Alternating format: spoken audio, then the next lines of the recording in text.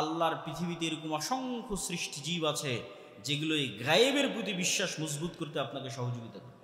রাসূল সাল্লাল্লাহু আলাইহি ওয়াসাল্লাম নিজেও উদাহরণ দিয়েছে, যখন তোমরা মোরগের ডাক শোনো তখন আল্লাহ সুবহানাহু ওয়া তাআলার কাছে কল্যাণ চাও, কেননা মোরগেরা ফেরেশতার নূরের আলো দেখতে পায়, বলেন আল্লাহু আকবার।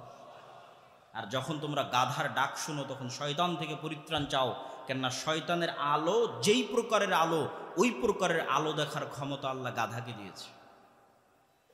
তো কবরের আযাব আমি শুনতে পাচ্ছি না এই জন্য হয় না, এটা মিথ্যা কথা।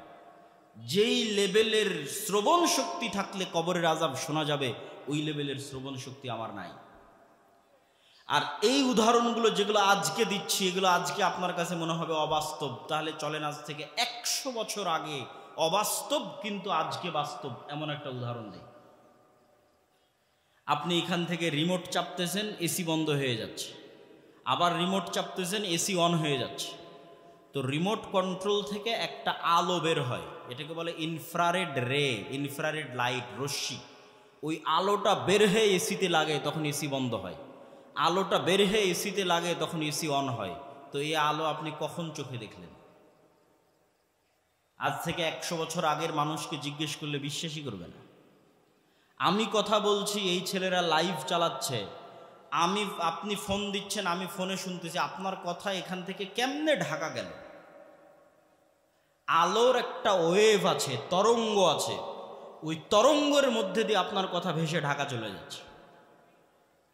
তো আজ থেকে 100 বছর আগে যারা মারা গেছে ওদের কবর থেকে উঠান, উঠিয়ে বলেন যে এখানে কথা বলবো, আমেরিকায় শোনা যাবে, কখনো বিশ্বাস করবে না।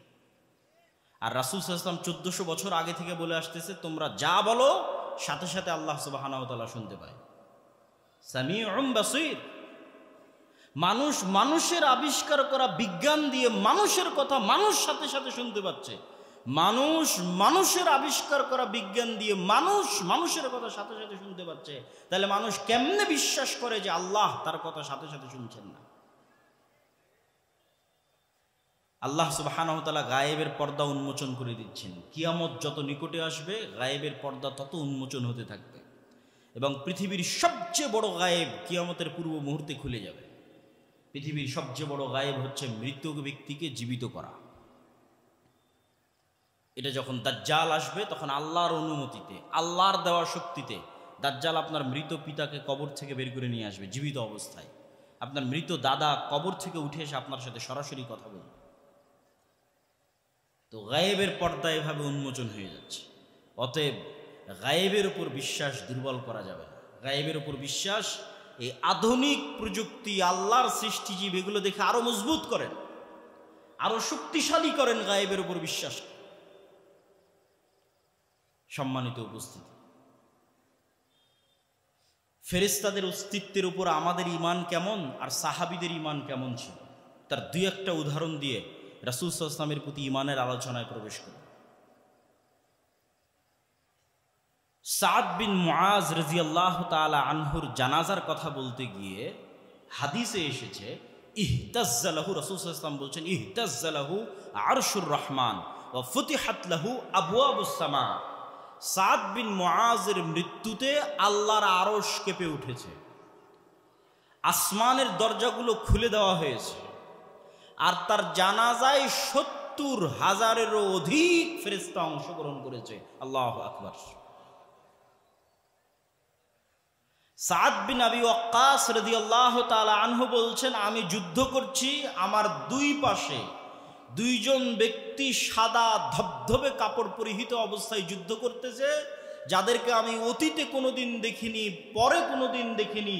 রাসূল সাল্লাল্লাহু আলাইহি ওয়াসাল্লামকে জিজ্ঞেস করলে তিনি বললেন তারা ছিল জিবরাইল আর মিকাইল।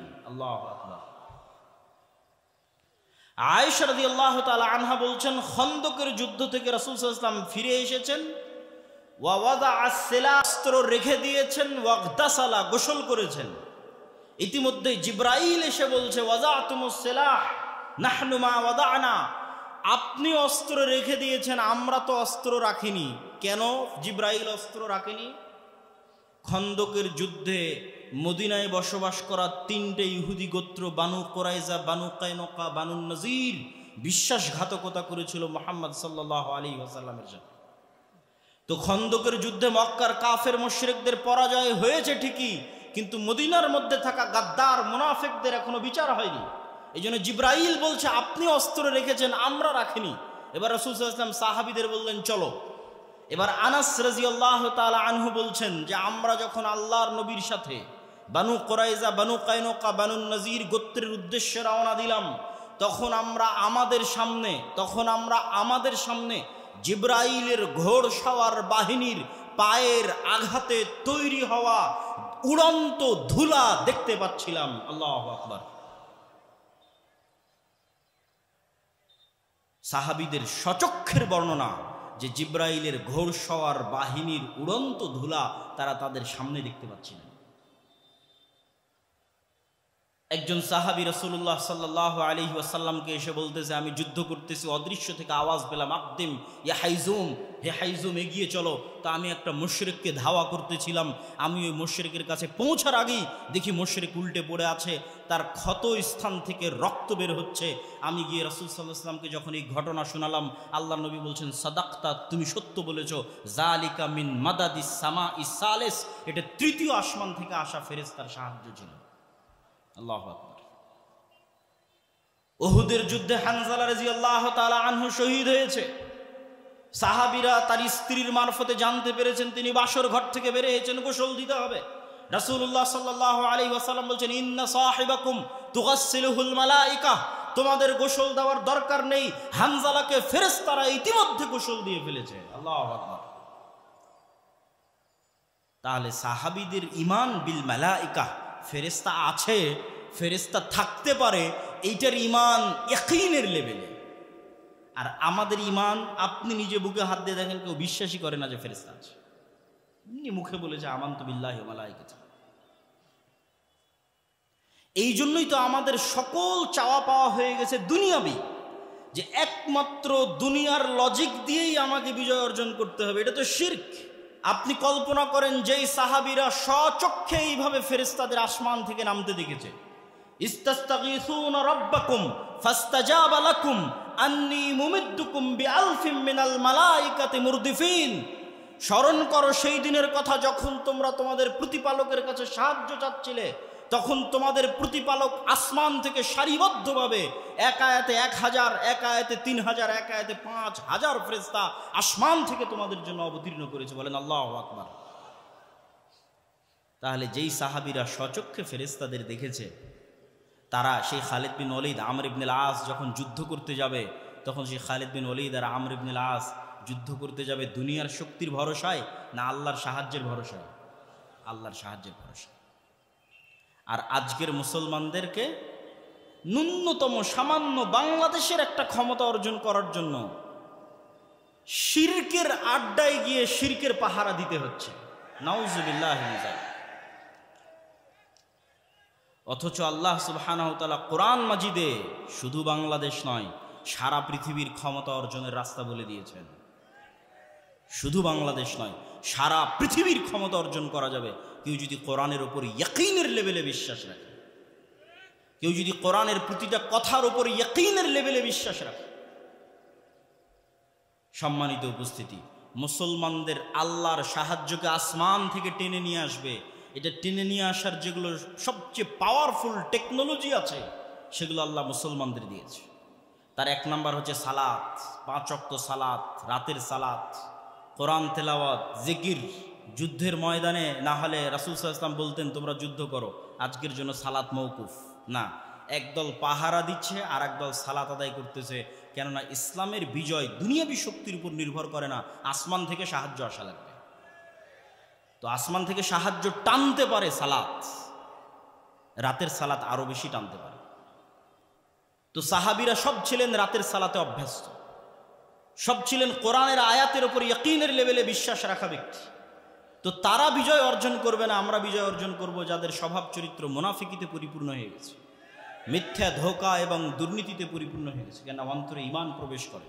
আজকের মুসলমানেরা মুখে ঈমানের কথা বলে, অন্তর সত্যবাদী নয়। তার সবচেয়ে বড় প্রমাণ হচ্ছে রাসূলুল্লাহ সাল্লাল্লাহু আলাইহি ওয়াসাল্লাম মুনাফিকের যে আলামতগুলো বলেছেন, সে আলামতগুলো আজকের মুসলমানদের মধ্যে ব্যাপকভাবে পাওয়া যায়। রাসূলুল্লাহ সাল্লাল্লাহু আলাইহি ওয়াসাল্লামের হাদিস আমরা খুব ভালোভাবে জানি যে আয়াতুল মুনাফিকি সালাসাতুন, মুনাফিকের আলামত হচ্ছে তিনটি।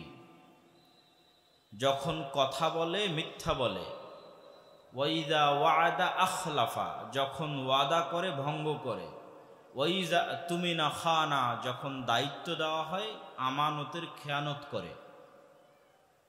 তো বাহ্যিকভাবে দেখতে মুসলমান, কেননা হজ করছে, ওমরা করছে, সালাত আদায় করছে, মুখে বলছে আশহাদু আল্লা ইলাহা ইল্লাল্লাহ, মুখে বলছে আশহাদু আন্না মুহাম্মাদুর রাসূলুল্লাহ, মুখে বলছে আমানতু বিল্লাহি ওয়া মালাইকাতিহি ওয়া কুতুবিহি ওয়া রাসূলিহি, আল্লাহর উপর ঈমান আনি, ফেরেশতাদের উপর ঈমান আনি, কিতাবের প্রতি ঈমান আনি, রাসূলের প্রতি ঈমান আনি, তাকদীরের প্রতি ঈমান আনি, পরকালের প্রতি ঈমান আনি। মুখে বলছে ঠিকই, কিন্তু ঈমান কলব পর্যন্ত পৌঁছেনি, বরং মুনাফিক অবস্থায় জীবনযাপন করছে। তার সবচেয়ে বড় প্রমাণ হচ্ছে আজকের বিশ্বে মুনাফিকের যে আলামতগুলো রাসূলুল্লাহ সাল্লাল্লাহু আলাইহি ওয়াসাল্লাম বলেছেন তা মুসলমানদের মধ্যে ব্যাপকভাবে পাওয়া যায়। যদিও মুসলমানেরা জন্মগতভাবে এটি ধারণ করে না, কেননা এটি মুসলমানদের স্বভাবজাত বৈশিষ্ট্য নয়। কিভাবে তাদের মধ্যে আসলো সেটিও সংক্ষিপ্ত আকারে বলবো, কিন্তু দুই একটা উদাহরণ দেখেন।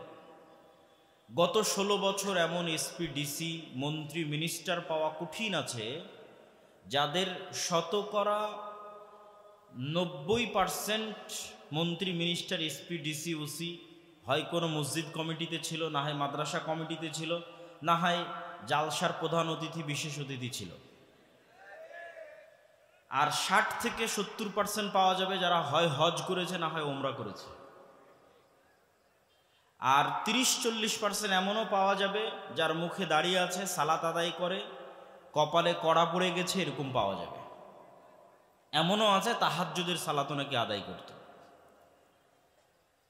কিন্তু তারাই, যারা উমরা পালন করতেছে, হজ করতেছে, সালাত আদায় করতেছে, এই ব্যক্তিরাই যখন তার নিজ এসপির চেয়ারে বসতেছে, ডিসির চেয়ারে বসতেছে, ওসির চেয়ারে বসতেছে, এসিল্যান্ড সাব রেজিস্ট্রারের চেয়ারে বসতেছে, তখন তার ওই দায়িত্বের আমানতের সাথে খেয়ানত করতেছে। এটাই মুনাফিকি, অন্তরে ঈমান প্রবেশ করেনি। এবং এই স্বভাব চরিত্রগুলো ছিল বানু ইসরাইলের স্বভাব চরিত্র। পবিত্র কোরআনে বানু ইসরাইলের আলোচনা এত বেশি হওয়ার কারণ কি? আল্লাহ সুবহানাহু ওয়া তাআলা পবিত্র কোরআনে আর দ্বিতীয় কোনো জাতির আলোচনা এত ব্যাপক ও বিস্তারিতভাবে করেননি যত ব্যাপক ও বিস্তারিতভাবে বানু ইসরাইলের আলোচনা করেছেন। মূসা আলাইহিস সালাতু ওয়াস সালাম এবং ফিরআউনের আলোচনা করেছেন। সূরা বাকারা পরিপূর্ণ হয়ে আছে বানু ইসরাইলের আলোচনায়, মাদ্রাসার ছাত্ররা সবাই জানে। কারণ হচ্ছে রাসূলুল্লাহ সাল্লাল্লাহু আলাইহি ওয়াসাল্লাম নিজে বলে গেছেন, আমার উম্মত বানু ইসরাইলের সাথে এইভাবে মিশে যাবে একটা জুতার পাট আর একটা জুতার পাটের সাথে যেভাবে মিশে যায়। বানু ইসরাইলের যদি 70 ফেরকা হয়ে থাকে, আমার উম্মতের তাই হবে। বানু ইসরাইলের কোনো ব্যক্তি যদি তার মায়ের সাথে জেনায় লিপ্ত হয়ে থাকে, আমার উম্মতের তাই হবে। যেহেতু এই উম্মতের অবস্থা বানু ইসরাইলের মতোই হবে, ফলত এই উম্মতের সমাধানও বানু ইসরাইলের মধ্যে। তো আল্লাহ সুবহানাহু ওয়া তাআলা জানতেন, তাকদীরের লিখন যে উম্মতে মুহাম্মাদীর অবস্থা একদিন বানু ইসরাইলের মতো হবে। অতএব বানু ইসরাইলের ঘটনা বিস্তারিত ব্যাপকভাবে কোরআনে উল্লেখিত থাক, যাতে হেদায়েতের যখন দরকার পড়বে তখন বানু ইসরাইলের ঘটনা পড়ে হেদায়েত নেওয়ার চেষ্টা করবে। সম্মানিত উপস্থিতি, তা আমি বলছিলাম মিথ্যা বলা, ধোঁকা দেওয়া, আমানতের সাথে খেয়ানত করা, ন্যায় পরায়ণতা না থাকা, সত্যবাদিতা না থাকা, যা পৃথিবীর শুধু মুহাম্মদ সাল্লাল্লাহু আলাইহি সাল্লাম নয়, সকল নবী রাসূলের বেসিক গুণ, সকল নবী রাসূলের জন্মগত গুণ যে তারা সত্যবাদী, ন্যায়পরায়ণ, আমানতদার। ঈমানের দাওয়াত পরে, তাওহীদের দাওয়াত পরে, প্রথম যে 40 বছর 50 বছর নবী হওয়ার পূর্বে নবীরা কাটিয়ে থাকে, এই 40-50 বছরে প্রত্যেক নবীর কমন গুণ হচ্ছে তারা সত্যবাদী, আমানতদার, ন্যায়পরায়ণ। আমাদের নবী মুহাম্মদ সাল্লাল্লাহু আলাইহি ওয়াসাল্লামেরও তাই। কিন্তু দুঃখজনক হলেও সত্য, নেতৃত্বের এই মৌলিক গুণটা মুসলমানেরা হারিয়ে ফেলেছে। সত্যবাদিতা, আমানতদারিতা, ন্যায়পরায়ণতা, তাদের মধ্যে মিথ্যা, দুর্নীতি, ধোঁকা বানু ইসরাইলের মধ্যে যেভাবে প্রবেশ করেছিল তাদের মধ্যে সেভাবে প্রবেশ করেছে। কারণ কি? মুসলমানেরা তো এরকম ছিল না, তো বানু ইসরাইলেরাও এরকম ছিল না। বানু ইসরাইলেরা কারা বলার তো দরকার নাই। ইব্রাহিমের সন্তান আলাইহিস সালাতু ওয়াস সালাম, ইসহাকের সন্তান, ইয়াকুবের সন্তান আলাইহিমুস সালাতু ওয়াস সালাম, ইউসুফ আলাইহিস সালাতু ওয়াস সালামের সন্তান। ইয়াকুব আলাইহিস সালাতু ওয়াস সালামের 12 সন্তানের 12 বংশধরই বানু ইসরাইল। ওয়াইজ ইসতাসকা মূসা লিকওমিহি ফাকুলনা যরিব বিআসাকাল হাজার ফানফাজারাত মিনহু 12 আইনা। যখন মূসা আল্লাহকে ডেকে বলল, তার কওম যখন মূসাকে ডেকে বলল পানির দরকার, আমি বললাম লাঠি দিয়ে পাথরে আঘাত করো, পাথর থেকে 12টি ঝর্ণা তৈরি হলো। 12টা কেন? ইয়াকুব আলাইহিস সালাতু ওয়াস সালামের 12 সন্তানের 12 বংশের জন্য 12 ঝর্ণা। মুফাসসিরিনে কেরাম লিখেছেন, সমুদ্রের মধ্যে যখন পালানোর জন্য রাস্তা তৈরি হয়েছিল, অনেকেই লিখেছেন তখন রাস্তাও 12টা তৈরি হয়েছিল বানু ইসরাইলের 12 গোত্রের জন্য। তাহলে তারা নবীর সন্তান, অতএব তারা মিথ্যুক হবে, ধোঁকাবাজ হবে। তারা মূসা আলাইহিস সালাতু ওয়াস সালামকে বলবে যে আমরা ততক্ষণ পর্যন্ত ঈমান আনবো না হাত্তা নারাল্লাহ জাহরাতান, যতক্ষণ আল্লাহকে প্রকাশ্যে না দেখছি ততক্ষণ ঈমান আনবো না। নবীর সন্তানেরা বলবে অসম্ভব। নবীর সন্তানেরা বলবে ইযহাব আনতা ওয়া রাব্বুকা ফাকাতিলা, আপনি এবং আপনার আল্লাহ গিয়ে যুদ্ধ করেন, আমরা যুদ্ধ করতে পারবো না, অসম্ভব। এরা সবাই নবীর সন্তান। তাহলে নবীর সন্তানেরা মিথ্যা বলা শিখল কিভাবে, ধোঁকা দেওয়া শিখল কিভাবে? নবীর সন্তানেরা 300, 350, 400 বছর ফেরাউনের গোলাম ছিল। গোলামি মানুষের জন্মগত স্বভাবকে নষ্ট করে দেয়, দাসত্ব মানুষের জন্মগত গুণকে ধ্বংস করে দেয়। মূসা আলাইহিস সালাতু ওয়াস সালামও যদি বানু ইসরাইলের সাথে লালিত পালিত বড় হতেন, তাহলে মূসা আলাইহিস সালাতু ওয়াস সালামের মনের মধ্যেও দাসত্বের গুণাবলী প্রবেশ করে যেত। কিন্তু মূসা আলাইহিস সালাতু ওয়াস সালামকে আল্লাহ স্বাধীনভাবে ফেরাউনের বাড়িতে বড় করেছে, গোলাম হিসেবে নয়, যাতে সত্যবাদিতা, আমানতদারিতা, ন্যায়পরায়ণতার মৌলিক গুণাবলীগুলো, সাহসিকতাগুলো মূসা আলাইহিস সালামের মধ্যে অক্ষত থাকে, বজায় থাকে, নষ্ট না হয়। মুসলমানেরাও সত্যবাদী ছিল, ন্যায়পরায়ণ ছিল, কিন্তু ইউরোপীয় উপনিবেশের 190 বছর ব্রিটিশ শাসন আমল আর সমগ্র বিশ্বে ইউরোপের উপনিবেশে মুসলমানদের চরিত্র ধ্বংস করে দিয়েছে। যেখানে ইউরোপের উপনিবেশের জুলুম বেশি হয়েছে, ওখানে মুসলমানেরা মিথ্যা বলা বেশি শিখেছে। আফ্রিকার যে সমস্ত অঞ্চল আজও ইউরোপীয় উপনিবেশের জাতাকলে পিষ্ট, ওই অঞ্চলের মুসলমানেরা ভারত, পাকিস্তান, বাংলাদেশের মুসলমানের চাইতে বেশি মিথ্যা, বেশি ধোঁকা, বেশি 2 নাম্বারিতে লিপ্ত। আপনি যদি স্পেন যান, ফ্রান্স যান, ইতালি যান, স্বচক্ষে দেখতে পাবেন। আর আফ্রিকার অঞ্চলের মুসলিম দেশগুলোর যদি ইতিহাস পড়েন, আরও স্বচক্ষে দেখতে পাবেন কিভাবে টাকার কাছে মুসলিম নেতারা বিক্রি হয়ে যায়। স্পেনের, ফ্রান্সের এবং ইতালির যেহেতু গোলাম বানিয়ে রেখে রেখে রেখে ডিভাইড অ্যান্ড রুল, টাকা দিয়ে ক্রয় করা, বিক্রি করা, টাকার কাছে ইমান বিক্রি করে দেওয়া, দুর্নীতি, এগুলো অভ্যস্ত করে ফেলেছে উপনিবেশ, ইউরোপীয় উপনিবেশ। সম্মানিত উপস্থিতি, বলছিলাম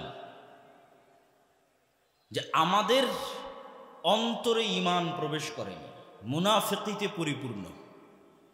এই জন্য ইমান বিল গায়বের উপর বিশ্বাস যতক্ষণ মজবুত না হচ্ছে, অন্তরে যতক্ষণ পরিপূর্ণ ইমান প্রবেশ না করছে, ততক্ষণ পর্যন্ত মুসলমানদের বাঁচার কোনো রাস্তা নাই। বিশ্বাস করেন, আজকের গাজার মুসলমানেরা ইসরায়েলের তুলনায় যতটা দুর্বল, তার চাইতে শতগুণ দুর্বল ছিলেন দুনিয়াবী শক্তির দিক থেকে মূসা আলাইহিস সালাতু ওয়াস সালাম ফেরাউনের কাছে। আবারও বলি, আজকের গাজার মুসলমানেরা দুনিয়াবী শক্তির দিক থেকে ইসরায়েলের কাছে যত দুর্বল, তার চেয়ে শতগুণ দুর্বল ছিলেন দুনিয়াবী শক্তির দিক থেকে মূসা আলাইহিস সালাতু ওয়াস সালাম ফেরাউনের কাছে।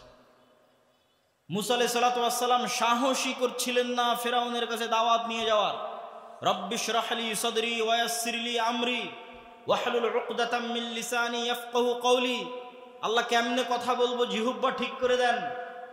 একাই যেতে ভয় লাগে, ভাইকে সাথে দিয়ে দেন। অসংখ্য কথা, উনি সাহসী করছিলেন না।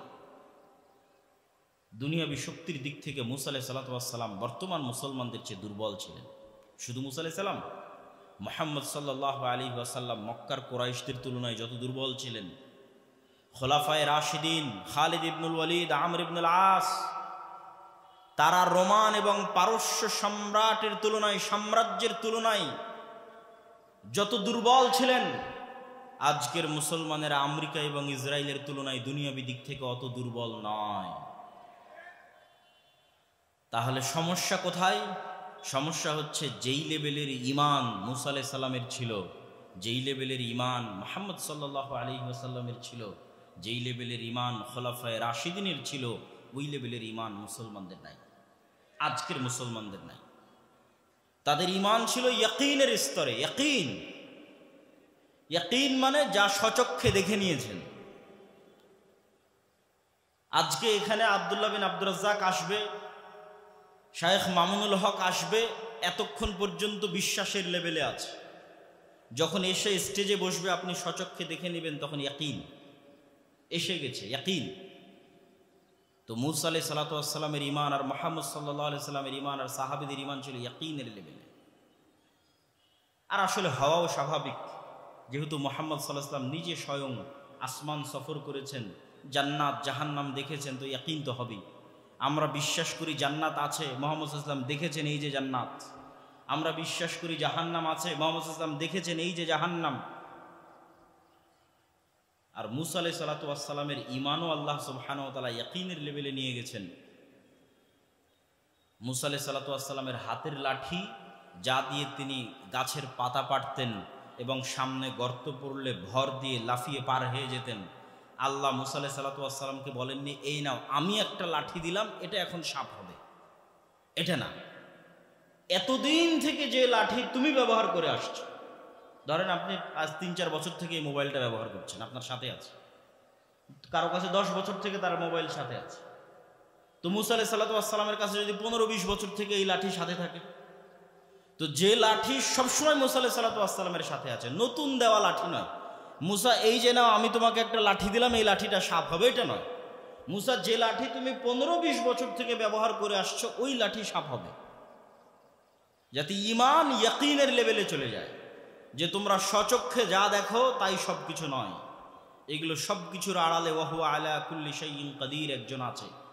তো তুমি যে ভয়ঙ্কর শক্তিশালী ফেরাউনের কাছে যাবা, দুনিয়াবী শক্তির দিক থেকে তো তুমি জিরো, তাহলে ফেরাউনের সাথে লড়াই করবা কিসের ভিত্তিতে? ঈমান বিল গায়েব যদি ইয়াকিনের লেভেলে না থাকে, আল্লাহর শক্তি এবং আল্লাহর ক্ষমতা এবং শক্তির উপর তোমার বিশ্বাস যদি ইয়াকিনের লেভেলে না থাকে, মুসা আলাইহিস সালাম কি দিয়ে লড়াই করবে ফেরাউনের সাথে? যখন মুসা আলাইহিস সালাম স্বচক্ষে দেখে নিল তার এতদিনের ব্যবহার করা লাঠি সাপ হয়ে যাচ্ছে, তখন ওনার ঈমান ইয়াকিনের লেভেলে চলে গেল। জাদুকরেরাও লাঠি ছেড়েছিল, দড়ি ছেড়েছিল, সেগুলো সাপ হয়েছিল, কিন্তু ওগুলো ছিল চোখের ভেলকি, জাদুর সাপ। আর মুসা আলাইহিস সালামের লাঠি সাপ হয়েছে পুকুরে, বিলে, জলজ জ্যান্ত বাস্তব যে সাপ আছে, সেই বাস্তব আল্লাহর সৃষ্টি সাপ। তখন তারা সবাই সিজদায় পড়ে গেছে। সম্মানিত উপস্থিতি, তাহলে আমাদের ঈমান ইয়াকিনের লেভেলে নয়, ফলত মুনাফিকিতে পরিপূর্ণ। এই ঈমানের আলোচনার ধারাবাহিকতাতেই আমরা রাসূল সাল্লাল্লাহু আলাইহি ওয়াসাল্লামের প্রতি ঈমানের কথা বলবো, যেটি আমাদের আজকের বক্তব্যের মূল বিষয়বস্তু। তো ঈমানের একটা অংশ আল্লাহর প্রতি ঈমান, ঈমানের একটা অংশ মালায়েকা ফেরেশতাদের প্রতি ঈমান। দুঃখজনক হলেও সত্য, আল্লাহর প্রতি এক একটু বিশ্বাস মুসলমানদের থাকলেও ফেরেশতাদের প্রতি ঈমান মুসলমানদের নাই। মুখেই বলেছে আমানতু বিল্লাহি ওয়া মালাইকাতিহি, বাস্তবে কোনোদিন বিশ্বাস করেনি যে ফেরেশতা আছে। অথচ ফেরেশতার অস্তিত্ব কেমন বাস্তব!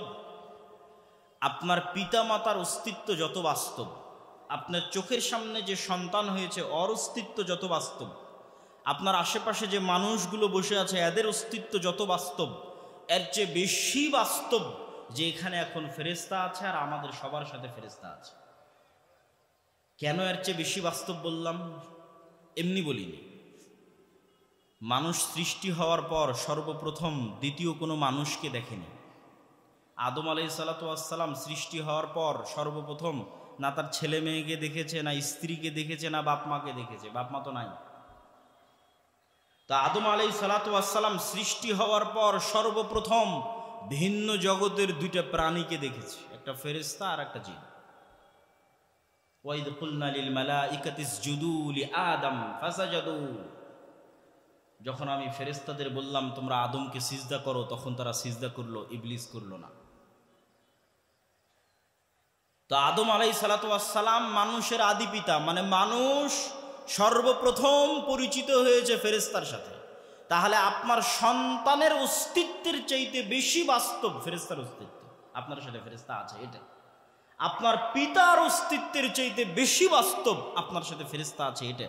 কেননা আপনি সৃষ্টি হওয়ার পর প্রথম দেখেছেন ফেরেশতা, প্রথম দেখেছেন জিন, মানুষ নয়, ছেলে মেয়ে নয়, স্ত্রী পুত্র নয়, ভিন্ন জগতের দুইটা প্রাণী। ইমান বিল মালাইকা মুসলমানদের হারিয়ে গেছে। ইমান বিল মালাইকা মজবুত করতে হবে কেন? আল্লাহ সুবহানাহু ওয়া তাআলা যুগে যুগে নবী, রাসূল, উলামা, খোলাফা, মুজাহিদিন সবাইকে সহযোগিতা করার জন্য ফেরেশতা পাঠিয়েছে। তো ফেরেশতার উপর ইমান যত মজবুত হবে, আল্লাহর গায়বী মদদের উপর ইমান তত মজবুত হবে। ফেরেশতার উপর ইমান নাই, আল্লাহর গায়বী মদদের উপর ইমান থাকবে না, তখন ভরসা হবে দুনিয়া। আর ইসলাম দুনিয়াবী শক্তি দিয়ে বিজয় আগেও কোনোদিন হয়নি, পরেও কোনোদিন হবে না। মুসা আলাইহিস সালাম দুনিয়াবী শক্তিতে বিজয় অর্জন করেনি, মুহাম্মদ সাল্লাল্লাহু আলাইহি ওয়াসাল্লাম দুনিয়াবী শক্তিতে বিজয় অর্জন করেনি, অতীতে কোনোদিন মুসলমানেরা দুনিয়াবী শক্তিতে বিজয় অর্জন করেনি। সবসময় মুসলমানদের বিজয় আল্লাহ সুবহানাহু ওয়া তাআলার গায়বী মদদে। আর আল্লাহ সেই মদদ করে থাকেন ফেরেশতাদের দিয়ে। ইমান বিল মালাইকা, ফেরেশতারা নূরের তৈরি, নূর বাস্তব অস্তিত্বশীল জিনিস।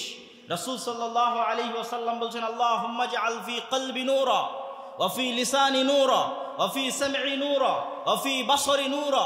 হে আল্লাহ, আমার অন্তরে নূর তৈরি করে দিন, আমার জিহ্বায় নূর তৈরি করে দিন, আমার কানে নূর তৈরি করে দিন, আমার ডানে বামে সামনে পিছনে উপরে নিচে নূর তৈরি করে দিন। ওয়া আযিমলি নূরা, আমার নূরকে শক্তিশালী করে দিন। নূর একটা বাস্তব অস্তিত্বশীল জিনিস। আপনার চোখের পাওয়ার যেমন বাস্তব অস্তিত্বশীল, আপনার কানের শ্রবণ শক্তির পাওয়ার যেমন বাস্তব অস্তিত্বশীল। কমে গেলে যেমন চশমা লাগতেছে প্লাস মাইনাস, কানের শ্রবণ শক্তি কমে গেলে যেমন কানে মেশিন লাগানো লাগতেছে, এর চেয়ে বেশি বাস্তব কানে নূরের অস্তিত্ব, চোখে নূরের অস্তিত্ব, অন্তরে নূরের অস্তিত্ব, এর চেয়ে বেশি বাস্তব। নূর এক প্রকারের আলো, কিন্তু এই আলো নয় যে আলো চোখে দেখছেন, সে আলো নয়। কিন্তু নূর এক প্রকারের আলো যা পৃথিবীতে অস্তিত্বশীল। রাসূলুল্লাহ সাল্লাল্লাহু আলাইহি ওয়াসাল্লাম বলেন, আল্লাহুম্মা আউযু বিনূরি ওয়াজহিক, হে আল্লাহ, আপনার চেহারার নূর দিয়ে পরিত্রাণ চাচ্ছি। আল্লাযী আশরাকাত লাহুজ যুলুমাত, আপনার চেহারার নূর দিয়েই আসমান এবং জমিন আলোকিত হয়েছে। ওয়া সালুহা আলাইহি আমরুদ দুনিয়া ওয়াল আখিরাহ, আসমান জমিন দুনিয়া এবং পরকালের সকল কিছু এই নূরের উপর নির্ভরশীল। রাসূলুল্লাহ সাল্লাল্লাহু আলাইহি ওয়াসাল্লাম বলেন, হিজাবুহুন নূর, আল্লাহর চেহারার পর্দা হচ্ছে নূর। লাউ কাশাফাহ, যদি সেটি সরিয়ে নেওয়া হতো, লা আহরাকাত সুবহাত ওয়াজহি, তাহলে আল্লাহ সুবহানাহু ওয়া তাআলার চেহারার তাজাল্লিতে আসমান এবং জমিন এবং তার মাঝে যা কিছু আছে জ্বলে পুড়ে ছারখার হয়ে যেত। তাহলে আল্লাহ এবং তার সৃষ্টি জীবের মধ্যে আর সৃষ্টিকারী হচ্ছে নূর। আল্লাহর চেহারার পর্দা হচ্ছে নূর। নূর পৃথিবীতে অস্তিত্বশীল এবং বাস্তব। মানুষের আমল নূর তৈরি করে। ইয়াউমা তারাল মুমিনিনা ওয়াল মুমিনাত, কিয়ামতের দিন মুমিন এবং মুমিনেরা দেখবে, ইয়াসআ নূরুহুম বাইনা আইদিহিম, তাদের আমলের নূর তাদের ডানে বামে সামনে পিছনে ছুটোছুটি করতেছে। আমলের নূর, ওযু করেছে, ওযুর স্থলে নূর তৈরি হয়েছে। চেহারা ওযুর পানি দিয়ে ধুয়েছে, চেহারায় নূর তৈরি হয়েছে। সম্মানিত উপস্থিতি, আমি বলছিলাম নূর অস্তিত্বশীল বাস্তব। নূর দিয়ে আল্লাহ ফেরেশতা তৈরি করেছে। আপনি বলবেন, তো নূর যদি পৃথিবীতে অস্তিত্বশীল হয় দেখি না কেন? পৃথিবীতে না থাকলেই, আপনি না দেখলেই নাই, এটা মিথ্যা কথা। কিভাবে এটা মিথ্যা কথা? তার দুই একটা উদাহরণ না দিলে ঈমান বিল গায়ব মজবুত হবে না। দুই একটা উদাহরণ দিলে ঈমান বিল গায়ব মজবুত হবে। দুই একটা উদাহরণের একটা উদাহরণ হচ্ছে, আমি যদি এখন এই পানির বোতলটা আমার নাকের সাথে লাগিয়ে বলি এই পানির বোতলের তো কোনো গন্ধ নাই, এই পানিরও তো কোনো গন্ধ নাই। আমি যদি এই কাগজটা নাকে নিয়ে বলি যে এটার কোনো গন্ধ নাই, এই মাইক নিয়ে বলি এটার কোনো গন্ধ নাই, হবে না। এটার গন্ধ আপনি এখনই কুকুরের নাকে লাগান, দিয়ে এটাকে 3 কিলোমিটার দূরে ফেলে আসেন, কুকুর এটা খুঁজে বের করবে। কুকুরের নাকের ঘ্রাণ শক্তি মানুষের চেয়ে 10,000 গুণ বেশি। 100, 200, 300, 500, 1000, 2000 না, 10,000 গুণ বেশি। তার মানে পৃথিবীতে এমনও জিনিসের ঘ্রাণ আছে যা মানুষ পায় না, মানুষের তৈরি করা কোনো যন্ত্র পায় না, কিন্তু ঘ্রাণ আছে। পান না মানে ঘ্রাণ নাই, এটা মিথ্যা কথা। পিঁপড়া চলতেছে, আপনি বলবেন পিঁপড়ার চলার কোনো শব্দ নাই, পিঁপড়ার চলার শব্দ নাই, এটা মিথ্যা কথা। ওইটা এত সূক্ষ্ম লেভেলের শব্দ যে আপনার কানের শোনার ক্ষমতা নাই। হাতির কাছে যান, আর কয়েক হাজার গুণ শোনার ক্ষমতা, ও ঠিকই শুনতে পাবে। তো আল্লাহর পৃথিবীতে এরকম অসংখ্য সৃষ্টি জীব আছে যেগুলো এই গায়েবের প্রতি বিশ্বাস মজবুত করতে আপনাকে সহযোগিতা করবে। রাসূল সাল্লাল্লাহু আলাইহি ওয়াসাল্লাম নিজেও উদাহরণ দিয়েছে, যখন তোমরা মোরগের ডাক শোনো তখন আল্লাহ সুবহানাহু ওয়া তাআলার কাছে কল্যাণ চাও, কেননা মোরগেরা ফেরেশতার নূরের আলো দেখতে পায়, বলেন আল্লাহু আকবার। আর যখন তোমরা গাধার ডাক শোনো তখন শয়তান থেকে পরিত্রাণ চাও, কেননা শয়তানের আলো যেই প্রকারের আলো, ওই প্রকারের আলো দেখার ক্ষমতা আল্লাহ গাধাকে দিয়েছে। তো কবরের আযাব আমি শুনতে পাচ্ছি না এই জন্য হয় না, এটা মিথ্যা কথা। যেই লেভেলের শ্রবণ শক্তি থাকলে কবরের আযাব শোনা যাবে, ওই লেভেলের শ্রবণ শক্তি আমার নাই। আর এই উদাহরণগুলো যেগুলো আজকে দিচ্ছি, এগুলো আজকে আপনার কাছে মনে হবে অবাস্তব, তাহলে চলেন আজ থেকে 100 বছর আগে অবাস্তব কিন্তু আজকে বাস্তব এমন একটা উদাহরণ দিই। আপনি এখান থেকে রিমোট চাপতেছেন, এসি বন্ধ হয়ে যাচ্ছে, আবার রিমোট চাপতেছেন, এসি অন হয়ে যাচ্ছে। তো রিমোট কন্ট্রোল থেকে একটা আলো বের হয়, এটাকে বলে ইনফ্রারেড রে, ইনফ্রারেড লাইট, রশ্মি। ওই আলোটা বের হয়ে এসিতে লাগে, তখন এসি বন্ধ হয়। আলোটা বের হয়ে এসিতে লাগে, তখন এসি অন হয়। তো এই আলো আপনি কখন চোখে দেখলেন? আজ থেকে 100 বছর আগের মানুষকে জিজ্ঞেস করলে বিশ্বাসই করবে না। আমি কথা বলছি, এই ছেলেরা লাইভ চালাচ্ছে, আপনি ফোন দিচ্ছেন, আমি ফোনে শুনতেছি, আপনার কথা এখান থেকে কেমনে ঢাকা গেল? আলোর একটা ওয়েভ আছে, তরঙ্গ আছে, ওই তরঙ্গের মধ্যে দিয়ে আপনার কথা ভেসে ঢাকা চলে যাচ্ছে। তো আজ থেকে 100 বছর আগে যারা মারা গেছে ওদের কবর থেকে উঠান, উঠিয়ে বলেন যে এখানে কথা বলবো, আমেরিকায় শোনা যাবে, কখনো বিশ্বাস করবে না। আর রাসূল সাল্লাল্লাহু আলাইহি ওয়াসাল্লাম 1400 বছর আগে থেকে বলে আসতেছে, তোমরা যা বলো সাথে সাথে আল্লাহ সুবহানাহু ওয়া তাআলা শুনতে পায়। সামিউম বাসীর। মানুষের আবিষ্কার করা বিজ্ঞান দিয়ে মানুষের কথা মানুষ সাথে সাথে শুনতে পাচ্ছে। মানুষের আবিষ্কার করা বিজ্ঞান দিয়ে মানুষের কথা সাথে সাথে শুনতে পাচ্ছে। তাহলে মানুষ কেমনে বিশ্বাস করে যে আল্লাহ তার কথা সাথে সাথে শুনছেন না? আল্লাহ সুবহানাহু ওয়া তাআলা গায়েবের পর্দা উন্মোচন করে দিচ্ছেন। কিয়ামত যত নিকটে আসবে গায়েবের পর্দা তত উন্মোচন হতে থাকবে, এবং পৃথিবীর সবচেয়ে বড় গায়েব কিয়ামতের পূর্ব মুহূর্তে খুলে যাবে। পৃথিবীর সবচেয়ে বড় গায়েব হচ্ছে মৃত ব্যক্তিকে জীবিত করা। এটা যখন দাজ্জাল আসবে তখন আল্লাহর অনুমতিতে, আল্লাহর দেওয়া শক্তিতে দাজ্জাল আপনার মৃত পিতাকে কবর থেকে বের করে নিয়ে আসবে জীবিত অবস্থায়। আপনার মৃত দাদা কবর থেকে উঠে এসে আপনার সাথে সরাসরি কথা বলবে। তো গায়েবের পর্দা এভাবে উন্মোচন হয়ে যাচ্ছে। অতএব গায়েবের উপর বিশ্বাস দুর্বল করা যাবে না। গায়েবের উপর বিশ্বাস, এই আধুনিক প্রযুক্তি, আল্লাহর সৃষ্টিজীব, এগুলো দেখে আরো মজবুত করেন, আরো শক্তিশালী করেন গায়েবের উপর বিশ্বাস। সম্মানিত উপস্থিতি,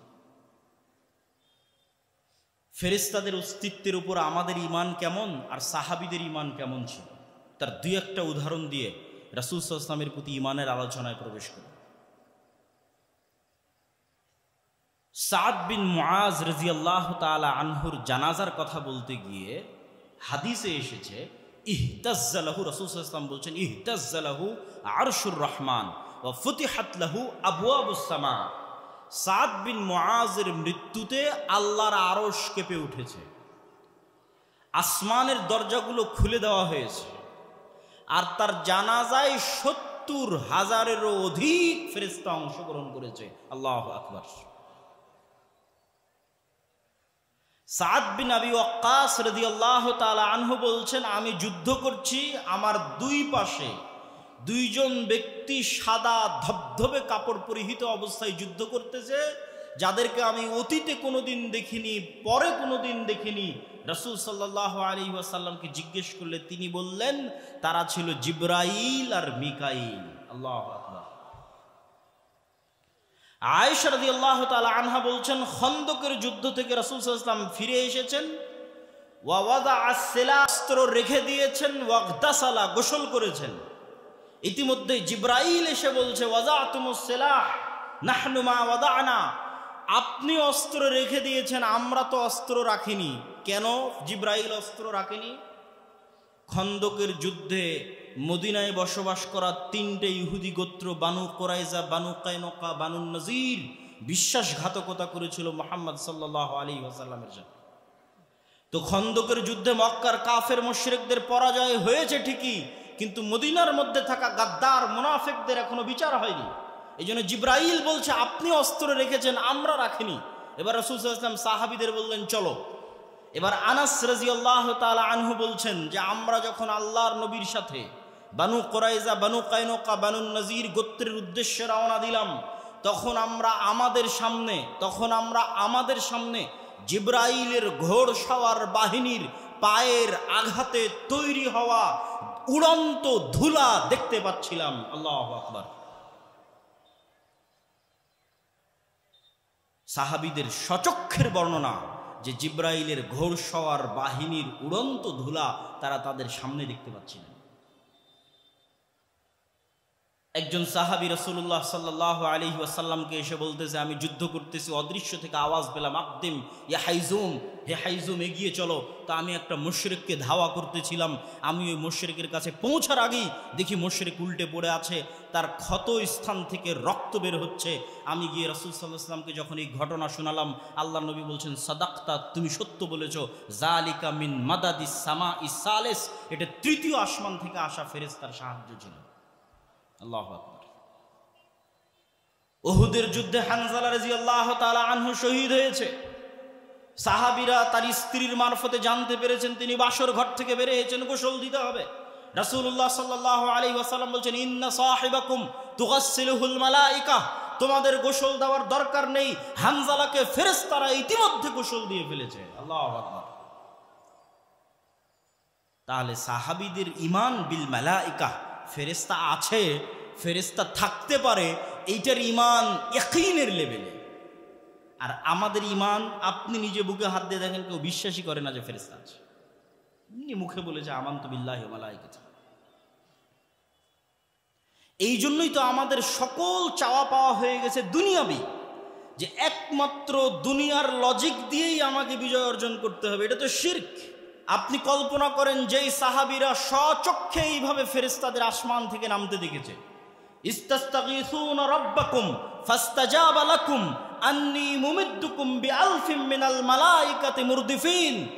স্মরণ করো সেই দিনের কথা যখন তোমরা তোমাদের প্রতিপালকের কাছে সাহায্য চাচ্ছিলে, তখন তোমাদের প্রতিপালক আসমান থেকে সারিবদ্ধভাবে এক আয়াতে 1000, এক আয়াতে 3000, এক আয়াতে 5000 ফেরেশতা আসমান থেকে তোমাদের জন্য অবতীর্ণ করেছে। বলেন আল্লাহু আকবার। তাহলে যেই সাহাবীরা স্বচক্ষে ফেরেশতাদের দেখেছে, তারা সেই খালিদ বিন ওলীদ, আমর ইবনে আল-আস যখন যুদ্ধ করতে যাবে, তখন সেই খালিদ বিন ওলীদ আর আমর ইবনে আল-আস যুদ্ধ করতে যাবে দুনিয়ার শক্তির ভরসায় না আল্লাহর সাহায্যের ভরসায়? আল্লাহর সাহায্যের ভরসায়। আর আজকের মুসলমানদেরকে ন্যূনতম সামান্য বাংলাদেশের একটা ক্ষমতা অর্জন করার জন্য শিরকের আড্ডায় গিয়ে শিরকের পাহারা দিতে হচ্ছে। নাউজুবিল্লাহি মিন যালিক। অথচ আল্লাহ সুবহানাহু ওয়া তাআলা কোরআন মাজিদে শুধু বাংলাদেশ নয়, সারা পৃথিবীর ক্ষমতা অর্জনের রাস্তা বলে দিয়েছেন। শুধু বাংলাদেশ নয়, সারা পৃথিবীর ক্ষমতা অর্জন করা যাবে কেউ যদি কোরআনের উপর ইয়াকিনের লেভেলে বিশ্বাস রাখে, কেউ যদি কোরআনের প্রতিটা কথার উপর ইয়াকিনের লেভেলে বিশ্বাস রাখে। সম্মানিত উপস্থিতি, মুসলমানদের আল্লাহর সাহায্যকে আসমান থেকে টেনে নিয়ে আসবে। এটা টেনে নিয়ে আসার যেগুলো সবচেয়ে পাওয়ারফুল টেকনোলজি আছে সেগুলো আল্লাহ মুসলমানদের দিয়েছে। তার এক নাম্বার হচ্ছে সালাত, 5 ওয়াক্ত সালাত, রাতের সালাত, কোরআন তেলাওয়াত, জিকির। যুদ্ধের ময়দানে না হলে রাসূল সাল্লাল্লাহু আলাইহি ওয়াসাল্লাম বলতেন তোমরা যুদ্ধ করো, আজকের জন্য সালাত মওকুফ না। একদল পাহারা দিচ্ছে আর একদল সালাত আদায় করতেছে, কেননা ইসলামের বিজয় দুনিয়াবী শক্তির উপর নির্ভর করে না, আসমান থেকে সাহায্য আসা লাগবে। তো আসমান থেকে সাহায্য টানতে পারে সালাত, রাতের সালাত আরো বেশি টানতে পারে। তো সাহাবীরা সব ছিলেন রাতের সালাতে অভ্যস্ত, সব ছিলেন কোরআনের আয়াতের উপর ইয়াকিনের লেভেলে বিশ্বাস রাখা ব্যক্তি। তো তারা বিজয় অর্জন করবে না, আমরা বিজয় অর্জন করব যাদের স্বভাব চরিত্র মুনাফিকিতে পরিপূর্ণ হয়ে গেছে, মিথ্যা, ধোঁকা এবং দুর্নীতিতে পরিপূর্ণ হয়ে গেছে, কেন অন্তরে ঈমান প্রবেশ করে। সম্মানিত উপস্থিতি, বক্তব্যের এই পর্যায়ে এসে আমরা রাসূল সাল্লাল্লাহু আলাইহি ওয়াসাল্লামের প্রতি ঈমান, আল ঈমান বির রুসুল, কিতাব রাসূল একই সাথে। আর ফেরেশতার অস্তিত্ব ছাড়া কিতাব রাসূলের অস্তিত্ব অসম্ভব। কি জন্য অসম্ভব? নবী রাসূলের সাথে কানেকশনই তৈরি হবে আল্লাহ সুবহানাহু ওয়া তাআলা, আর নবী রাসূলদের মধ্যে কিতাবের কানেকশন, নবুয়তের কানেকশন তৈরি হবে ফেরেশতার অস্তিত্বের উপর বিশ্বাসের মাধ্যমে। সব নবী রাসূলের কাছে জিবরাইল এরা গেছে। আর কিতাব আর রাসূল কেন লাগবে? আল্লাহ নিজে সূরা বাকারায় যখন মানুষ সৃষ্টির ঘটনা বর্ণনা করতেছেন, শয়তানের সাথে যখন মানুষের শত্রুতা তৈরি হয়ে গেল, মানুষের এই অন্তর হচ্ছে পৃথিবীর সবচেয়ে সূক্ষ্ম মেশিন। মেশিন বলতেছি বুঝার সুবিধার্থে, কেন আমাদের শরীরে আর একটা সূক্ষ্ম মেশিন আছে, সেটা হচ্ছে আমাদের ব্রেন, যেটা পৃথিবীর যে কোনো সুপার কম্পিউটারের চাইতে বেশি সূক্ষ্ম। এই ব্রেনের পরল দিয়ে পৃথিবীকে কয়েকবার মুড়ানো যাবে, একটা মানুষের ব্রেনের মগজের পরল দিয়ে। আর এই ব্রেনের স্মৃতিশক্তি ধারণ ক্ষমতা গিগাবাইট, টেরাবাইটে অন্তত 1000 বছর। এই নূহ আলাইহিস সালাম 1000 বছর যদি বেঁচে থাকে, তাহলে উনি যখন বয়স 10 ছিল, ওই 10 বছর বয়সের কথা ওনার ব্রেনে মনে আছে। তাহলে 1000 বছরের স্মৃতি ধারণ করতে পারবে এমন গিগাবাইট, টেরাবাইট এই ব্রেনে আছে। কিন্তু ব্যবহার তো আমরা করছি মাত্র 60-70 বছর। আল্লাহ সুবহানাহু ওয়া তাআলা বলেছেন, কাফা বিনাফসিকাল ইয়াউমা আলাইকা হাসিবা, আজকে তোমার হিসাব নেওয়ার জন্য তুমিই যথেষ্ট। তো ওই যে ক্যামেরার লেন্স আর ক্যামেরার মেমোরি, তো এই তো আপনার ক্যামেরা, চোখ, লেন্স, আর এই তো আপনার মেমোরি। তো কাফা বিনাফসিকাল ইয়াউমা আলাইকা হাসিবা, আপনি যা মোবাইলে দেখেছেন তা আপনার মেমোরিতেই সেভ হয়ে আছে, শুধু মেমোরি থেকে ডাটা ট্রান্সফার করতে হবে। ইলন মাস্কই মানুষের ব্রেনকে ইন্টারনেটের সাথে কানেক্ট করার চেষ্টা করতেছে। তো কাফা বিনাফসিকাল ইয়াউমা আলাইকা হাসিবা, কানে যা শুনেছেন তা আপনার মেমোরিতেই সেভ হয়ে আছে, বাহির থেকে সাক্ষী লাগবে না। তো তা আপনার বিচারের জন্য আপনিই যথেষ্ট। তো মানুষের এই ব্রেন যেমন আপার লেভেলের মেশিন, এর চাইতেও সূক্ষ্ম লেভেলের মেশিন হচ্ছে মানুষের অন্তর, অদৃশ্য। রূহ হচ্ছে নূরুন লতিফ। ইবনুল কাইয়িম রাহিমাহুল্লাহ বলছেন, রূহ নূরের সূক্ষ্ম পর্যায়, নূরুন লতিফ, আল্লাহ সুবহানাহু ওয়া তাআলার পক্ষ থেকে পাঠানো, অদৃশ্য, অনেক আপার লেভেলের মেশিন। মানুষের তৈরি করা এই মোবাইল শুধু মানুষের সাথেই সম্পর্ক তৈরি করতে পারে, তাও ডাইরেক্ট মানুষের অন্তরে দেওয়া সম্ভব নয়। ওই মোবাইলের মধ্যেই পড়তে হবে, না হলে কানে শুনতে হবে, হয় চোখ দিয়ে পড়তে হবে না কানে শুনতে হবে। কিন্তু এই মেশিন এত আপার লেভেলের যে এখানে ডাইরেক্ট মেসেজ করা সম্ভব। শুধু কি মানুষ থেকে মানুষ না, অন্য ভিন্ন জগতের দুইটা প্রাণীও এটার সাথে কানেক্টেড, ফেরেশতা এবং শয়তান। তো মানুষের রগে রগে, রক্তে রক্তে শয়তান চলে, তো মানুষ বাঁচবে কিভাবে? মানুষের নিজের নাফসের উপর তার কোনো কন্ট্রোল ক্ষমতা নাই, তার কাল্ব 24 ঘন্টা পরিবর্তনশীল, কোনো কন্ট্রোল ক্ষমতা নাই, বাঁচবে কিভাবে? বাঁচার জন্য আল্লাহ বলছেন, তোমাদের মধ্যে শত্রুতা করে দিলাম, তোমরা একজন আর একজনের শত্রু। তবে ফাইম্মা ইয়াতিয়ান্নাকুম মিন্নি হুদান ফামান তাবিআ হুদায়া, আমার পক্ষ থেকে হেদায়েত আসবে, নূর আসবে, নূর। মা কুনতা তাদরি মাল কিতাব ওয়ালাল ঈমান ওয়ালাকিন জাআলনাহু নূরান নাহদি বি। আপনি জানতেন না ঈমান কাকে বলে, কিতাব কাকে বলে, কিন্তু আমরা কোরআনকে নূর করে দিয়েছি, যেই নূর দিয়ে আপনি পথ প্রাপ্ত হবেন, মানুষ পথ প্রাপ্ত হবে। ইউরিদুনা লিউতফিউ নূর আল্লাহ, তারা চায় আল্লাহর নূরকে মিটিয়ে দিবে, কোরআন, দ্বীন, ইসলাম, নূর মিটিয়ে দিবে। বিআফওয়াহিম ওয়াল্লাহু মুতিম্মু নূরিহি ওয়ালাউ কারিহাল কাফিরুন। নূর, তা আল্লাহ বলছেন ফাইম্মা ইয়াতিয়ান্নাকুম মিন্নি হুদা, আমার পক্ষ থেকে নূর আসবে, নূর, কিতাব, ওহী রাসূলদের কাছে আসবে, নবীদের কাছে আসবে, শয়তানের কবল থেকে বাঁচার জন্য। পুরো ইসলাম শয়তানের কবল থেকে বাঁচার জন্য। 1 মিনিট যদি আপনি চিন্তা করেন, দেখবেন সবই শয়তানের কবল থেকে বাঁচার জন্য। বিসমিল্লাহ বলে খাও কেন? না হলে শয়তান খাবে। বাড়িতে ঢুকতে সালাম দাও কেন? না হলে ওখানে শয়তান থাকবে। শয়তান আর ফেরেশতা পরস্পর বিপরীত। আল্লাহ নবী বলছেন আজ জিবরাইল আসেনি কেন? ঘরে ছবি ছিল।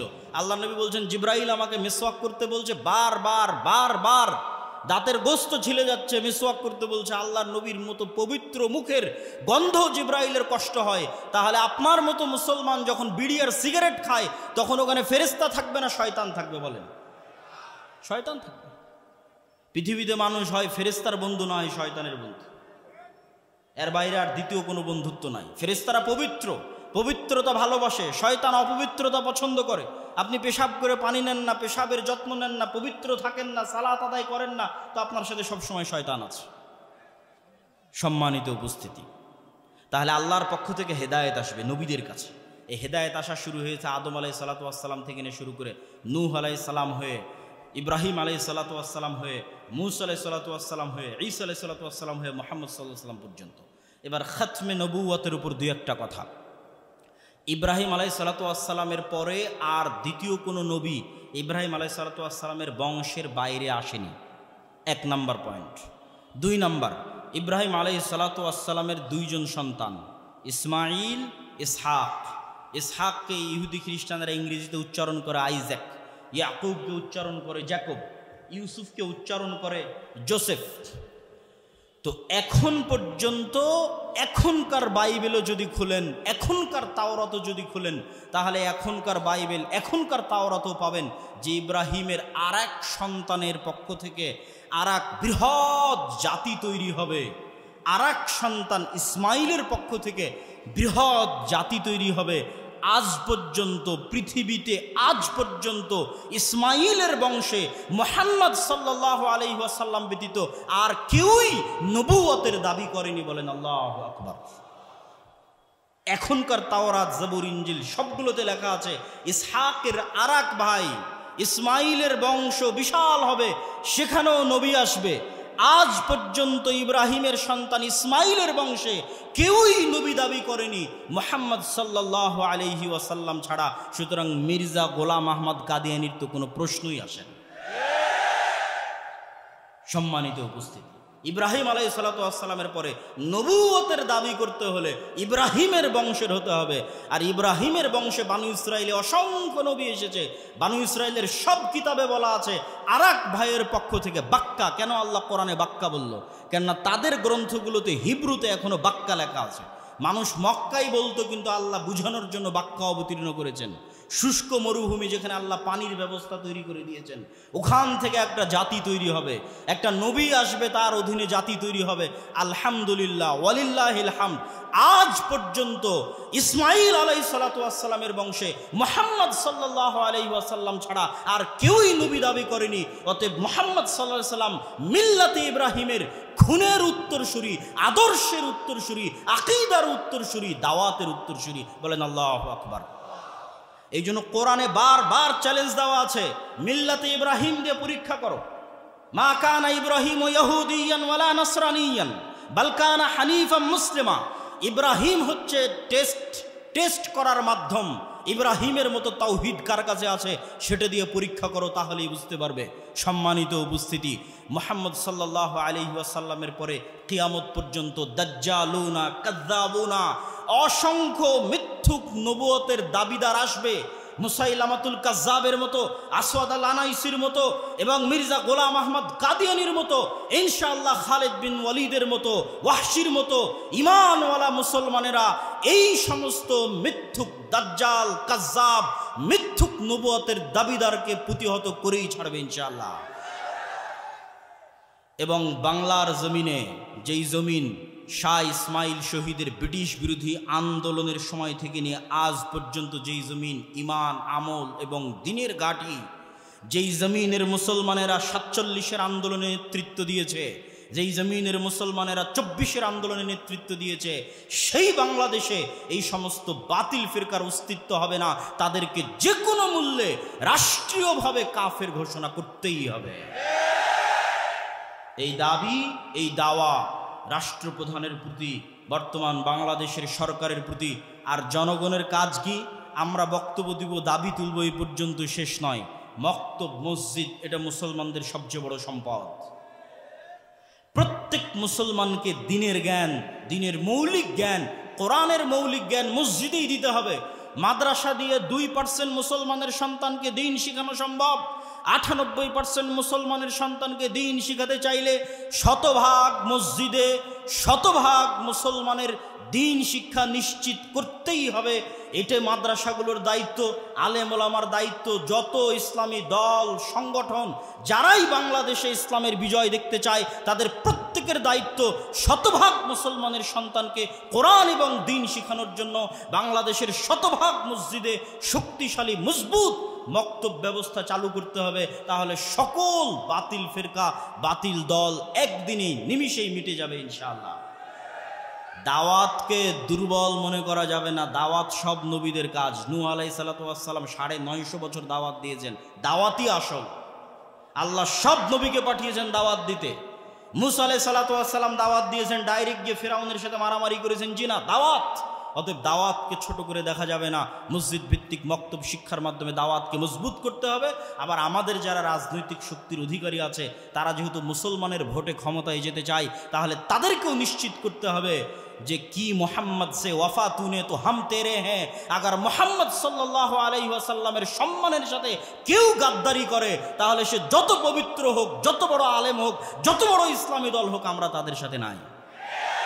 কি মোহাম্মদ সে ওয়াফা তুনে তো হাম তেরে হ্যাঁ। মোহাম্মদ সাল্লাল্লাহু আলাইহি ওয়াসাল্লামের সম্মানের সাথে, খাতমে নবুয়তের সাথে যারা থাকবে, আমরা তাদের সাথে। ওয়া আখিরু দাওয়ানা আনিল হামদুলিল্লাহি রাব্বিল আলামিন। আসসালামু আলাইকুম ওয়া রাহমাতুল্লাহি ওয়া বারাকাতুহু। আসসালামু আলাইকুম ওয়া রাহমাতুল্লাহি ওয়া বারাকাতুহু।